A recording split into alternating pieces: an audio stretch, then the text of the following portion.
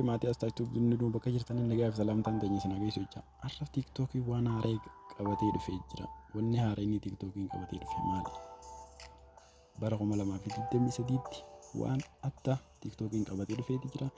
Innis maali kan jiru waliin ilaalla. Akkuma YouTubeatti TikTokiinis hafaltii eegaluuf deema. Viidiyoo nuti galee nurra dhaabbatu hundaa'ee waan babbareedduu hafaltii addaa godhuuf deema.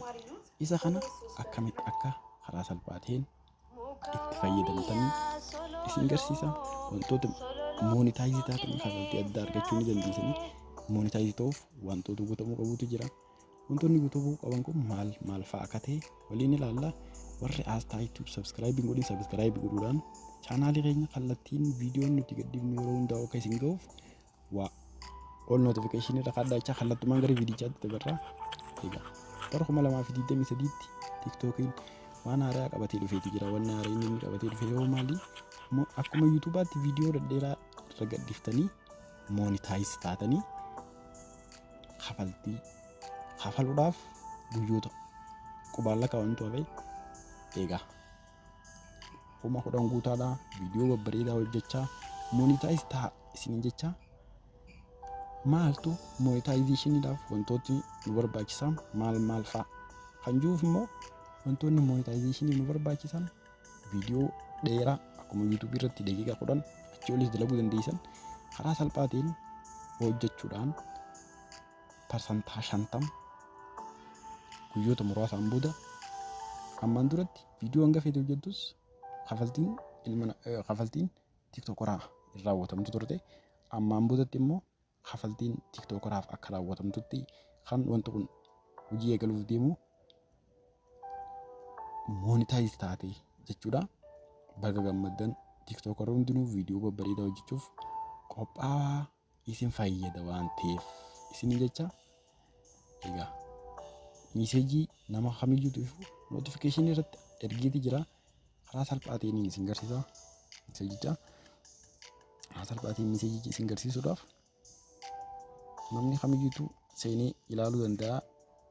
Sa'aatii 24 keessatti ergamtee guyyaa itti moonitaayizeeshiniin itti eegalus karaa salphaa ta'een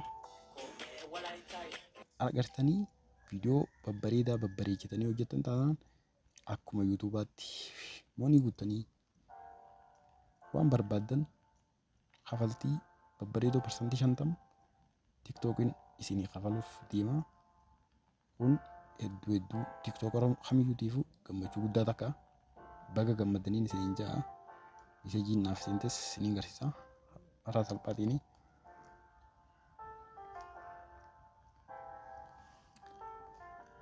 Egaa nama kamiyyuutiifuu ergameeti jira wanta kuni. Nama kamiyyuutiifuu ergameeti jira. Activity keessa seentanii wal activity kan jiru keessa seentanii iddootti wanti ergameeti jira akkanatti irra gatarsistanii laallachuu ni dandeessan. Yoomirraa akka moonii guuttanii hafaltiin parsantaan 50 isiniif raawwatamtu karaa salphaa ta'een.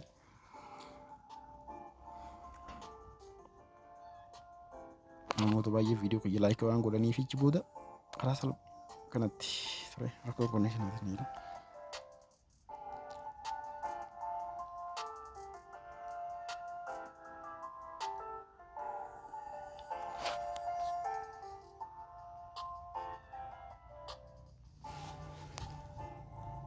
Viidiyoo babbareedaa hojjetan taanaan ammaan boodatti TikTokiin akkuma YouTubeatti waan gaarii kun yaada gaarii isallee nu jijjiirannee jenna.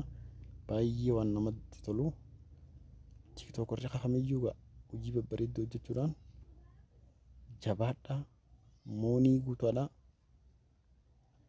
sistemoota jiru hunda fayyadamaa hafaltii argadhaan isiniin jaanillee kanatti carraa kanatti fayyadamuuni namni kamiyyuu fayyadamaa TikTok ta'an isiniin jaan isin ergamtanii isin garsiisan ture salphaa ta'een.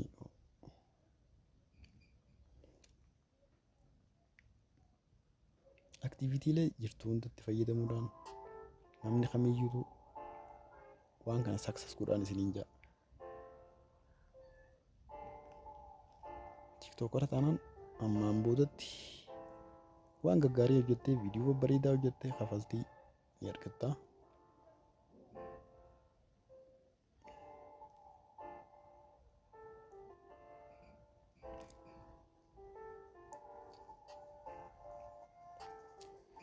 Kafaltii sana argachuudhaaf wantoota amma isin ija kana hunda guuttachuu qabdanii kan screenshot godhee jira. Amma fakkeenyaaf isuma san isin agarsiisuudhaaf isa kana jira.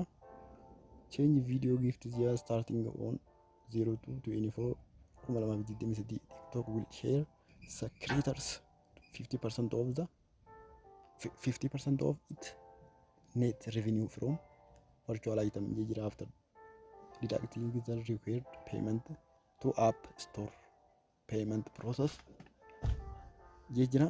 Kana gaa'ii nama hundaafuu ergamteeti jirti ilaaluu ni dandeessanii. Yoom eegalaa ji'a lammaffaa guyyaa 24 2023 irraa eegalee 50% kafaltiin eegalaa jedhamee jira. Kana egaa har'aa viidiyoon keenya kanuma. TikTok warri hundinuu baga gammaddanii ninjaa warri as YouTube subscribe godhin subscribe like share viidiyoo keenya yeroo adda addaatti nuti gadhiifnu jecha hanga yeroo itti aantu walitti deebinutti nagayaan tura.